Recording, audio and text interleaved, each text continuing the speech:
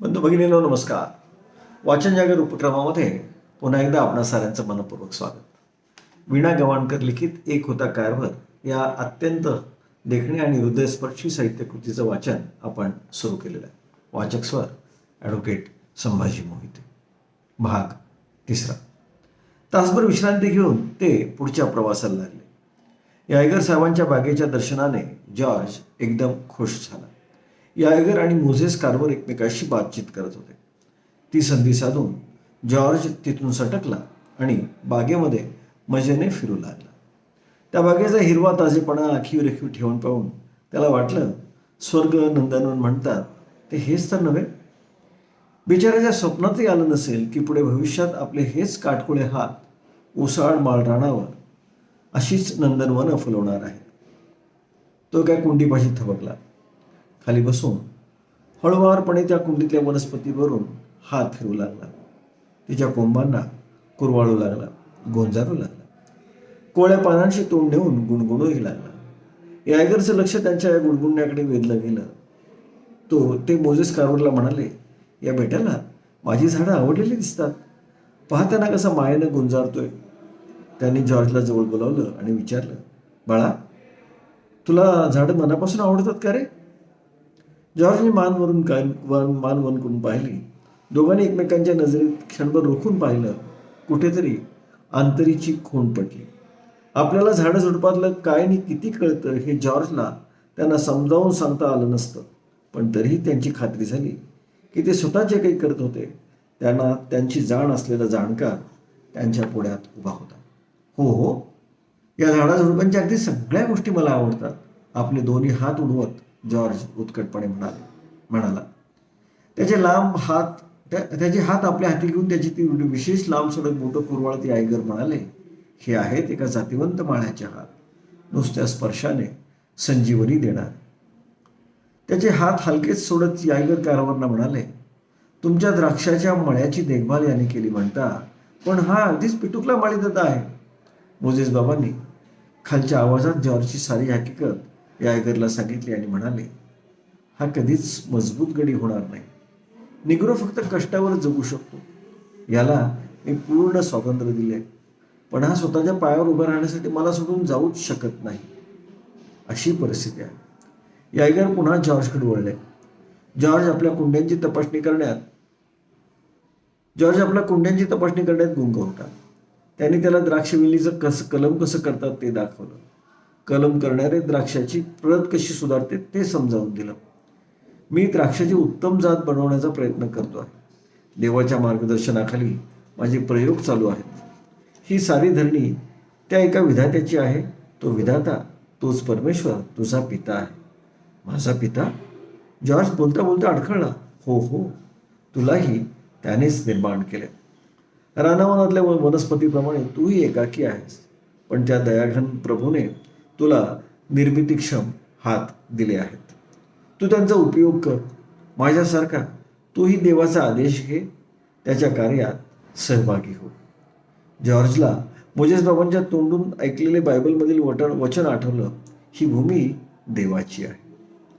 परत निघतेवेळी यायगर यांनी जॉर्जसाठी एक छानसं पुस्तक दिलं आणि ते म्हणाले, हे घे, तू उघड्या डोळ्यांनी लक्ष देतोस म्हणून बऱ्याच जणांना न समजणाऱ्या गोष्टी तुला समजल्या आहेत. तू लिहायला वाचायला शिकशील तेव्हा हे पुस्तक तू वाच, आणखी खूप वाच. मग तुझा पिता तुला आणखीन गोष्टी दाखवेल, तुझं ज्ञान वाढवेल. संध्याकाळ झाली तेव्हा मोझेस बाबा आणि जॉर्ज परतीच्या प्रवासाला लागले. यायगरनी जॉर्जच्या मनात चांदणं शिंपडलं होतं. बऱ्याच नवीन गोष्टींचं ज्ञान त्याला झालं होतं. एका नव्या जगाचं दर्शन त्याला झालं होतं. मोझेस बाबाही यायगर साहेबांच्या बरोबर निघालेल्या विचार विनिमयांची उजळणी करत होते. त्यांनाही शेती संबंधी अनेक नव्या गोष्टी समजल्या होत्या. उत्तम मार्गदर्शन मिळालं होतं. पण या साऱ्याला किती उशीर झाला होता. मोझेस बाबा आता उतरणीला लागले होते, थकले होते. त्यांना मूलबळ नव्हतं. त्यांना वाटे, हाच जॉर्ज जरा खंबीर असता तर त्यानेच नसती का सारी जबाबदारी पेलली. भले त्याला साऱ्या वनस्पतीची माहिती असेल, पण तो साधी नांगरट करू शकत नाही, त्याचं काय. घरी आल्यावर त्यांनी जॉर्जला यायगरकडून मिळालेली सारी माहिती नीट समजावून सांगितली. या यायगर साहेबांच्या गावात निओशो निग्रोंच्या शाळेची सोय होती. त्यांनी जॉर्जला विचारलं, आपण आज गेलो होतो त्या निओशो गावात निग्रोंची शाळा आहे, तू जाणार का त्या शाळेत? जॉर्जने उत्तर नाही दिलं. आपली पसंती शब्दांनी व्यक्त करण्याची त्याला गरजच नव्हती. त्याचवेळी तो समजून चुकला, कार्व्हर कुटुंबापासून दूर जावं लागणार, उघड्या जगात वावरावं लागणार आहे. सारी धरणी माझीच आहे, माझ्या पित्याचा माझ्या कामात हातभार लावायला मला तयार झालं पाहिजे. एका आठवड्यानंतर जॉर्ज पुन्हा एकदा निओशोच्या रस्त्याला लागला. मात्र यावेळी तो एकटाच पायी निघाला होता. मोजेस बाबा त्याची सोय लावून द्यायला बरोबर येणार होते, पण त्यांच्या गोठ्यातलं एक वासरू एकाएकी आजारी पडलं. त्यामुळं जॉर्जला एकट्यालाच निघावं लागलं. शाळेच्या गणवेशाचा वगैरे काही पत्ता नव्हताच, पण सुजनबाई व म्युलरबाईंनी मिळून त्याची सोय केली होती. एक जुनी शाल, मोजेस बाबांची कापून तोकडी केलेली पॅन्ट, अंकल्पी, यायगरनी दिलेले पुस्तक, फांद्या छाटायचा एक आपला छोटा चाकू आणि 2 मोठी सफरचंद. हो, आणि एक साधारणसा बोटांचा जोडही मिळाला होता.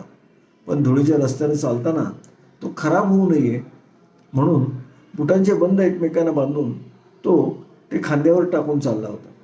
शिवाय म्युलरबाईंनी दिलेला अख्खा $1 त्याच्या हाती आलेला होता. ही पहिलीच रोख रक्कम त्याने एका फडक्यात बांधून घेतली होती. त्याची ती तयारी चाललेली असतानाच त्याचा एकुलता एक भाऊ जिम त्याला भेटायला डायमंड ग्रोव्हला आला होता. ही तयारी पाहून जिम म्हणाला, सुखाचा घास टाकून कुठं वणवण करायला निघालास? अंकल्पी वरून अक्षर ओळख झाली तेवढी बस. नुसती अक्षर ओळख झाली म्हणजे शिक्षण संपलं?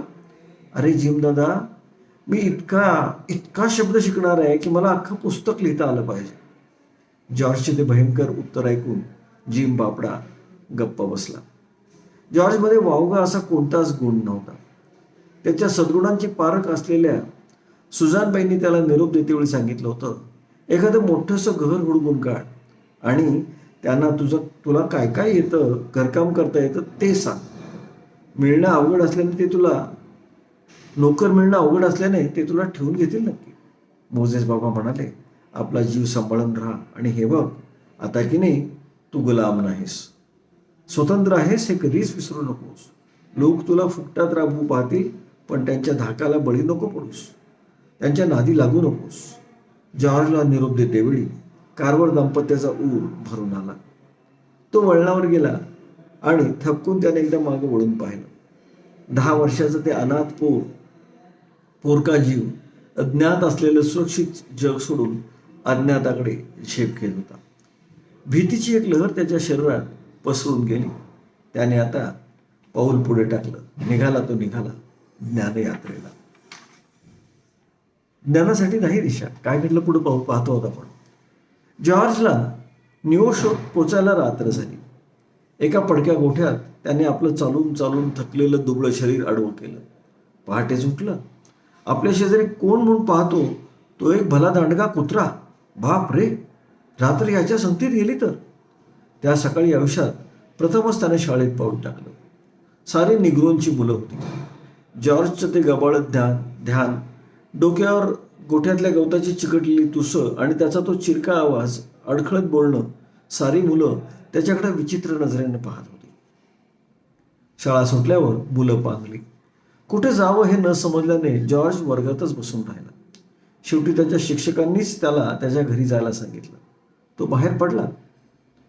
सुजनबाईंच्या आदेशाप्रमाणे घरोघर काम मागत हिंडला. पण एवढ्याशा पोराची मदत कोणाला हवी असणार? नंतरचे काही दिवस मिळतील ती कामं हरकाम्यासारखी करत राहिला. मिळवलेल्या दिडक्यातून दुकानात जाऊन खाणं विकत घेणं, ते शिकण्यासाठी त्याला 2 दिवस उपाशीपोटी राहावं लागलं. एकदा तर एका दुकानदाराने उचल्या दिसतोयस म्हणून थप्पडही लगावली. हाही एक नवा धडा. दिवसभर शाळा आणि त्यानंतर पोटाचा प्रश्न मिटवण्यासाठी मरमर काबाड कष्ट केल्यावर रात्री झोपायला जुना पडका घोटाच होता. पुन्हा पहाटे उगवणारा दिवस पाठी टाकण्यासाठी सुरू झाला. पण शाळा मात्र एकही दिवस चुकवली नाही. त्याच्या बोलण्यात आता खूप सुधारणा झाली होती. अडखळणंही बरंच कमी झालं होतं. आवाज मात्र होता तसाच वरच्या पट्टीत राहिला होता. तरी चिरकेपणा बराच कमी झाला होता. नेओशोमधला तो पहिलाच हिवाळा जॉर्जच्या आठवणीत जन्मभर राहिला. रक्त गोठावणारी ती मरणाची थंडी त्याला रोज सकाळी आपण गेली रात्र काय कशी तग धरली असाच प्रश्न टाके. तो त्या भयानक गारठ्यात अन्नाशिवाय उबदार कपड्यांशिवाय कसा जगला हे एक गूढच आहे. पण तो जगला.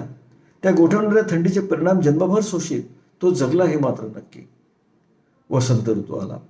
त्या काळी वसंत ऋतू सुरू होताच निग्रो मुलांच्या शाळांना सुट्टी मिळत असे. शेतात लावणी पेरणीच्या कामात मुलांचा पालकांना उपयोग व्हावा हा उद्देश. आपण या सुट्टीत काय करावं याची योजना जॉर्जने आखली.